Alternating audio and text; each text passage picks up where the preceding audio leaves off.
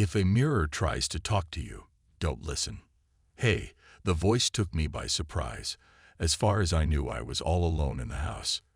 My parents had gone out, like they usually did on weekends when I was a teen, so I shouldn't have been hearing any voices at all.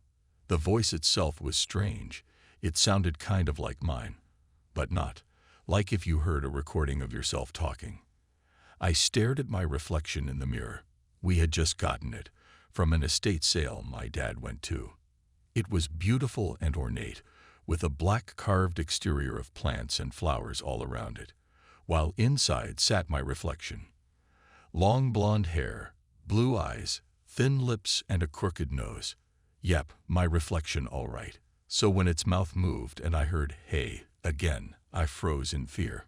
My reflection's mouth may have moved, but I certainly could not feel mine do the same. "Hey," my reflection called out again.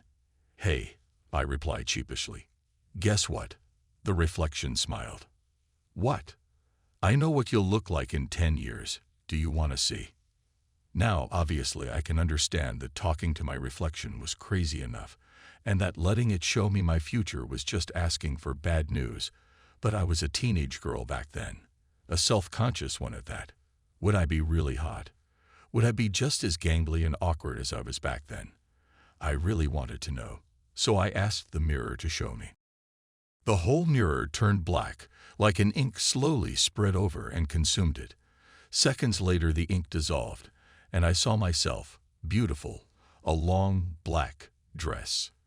My lips were full and luscious, my crooked nose fixed.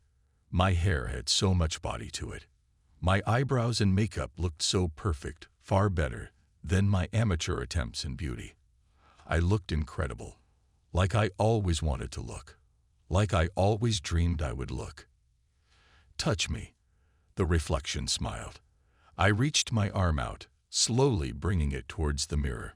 There was so much wrong with this, all of this. My heart was pounding, and I was desperately trying to break the urge to do what the reflection asked. My arm stopped right before the mirror's glass, and I sighed. Just as I was about to pull arm away, the reflection reached out of the mirror and grabbed it. I instinctively screamed, and it must have been loud, because the startled reflection loosened its grip on my arm, and I pulled it away before it could be pulled in. The mirror became inky again. When the image returned, it was me, but with missing teeth, an even more crooked nose, and severely overweight. My hair was thin and poorly maintained, while facial hair seemed to sprout from all sorts of unsightly places on my face. Deep down, it was an image of everything I didn't like about myself. The reflection started to scream, and I screamed too, screams of pure horror, until finally I grabbed a nearby vase and threw it with all my strength into the mirror. It smashed into a million pieces, and I stared at the remains in shock and terror for some time. They say that breaking a mirror gives 7 years of bad luck, but after meeting that demon, I think my bad luck started before then.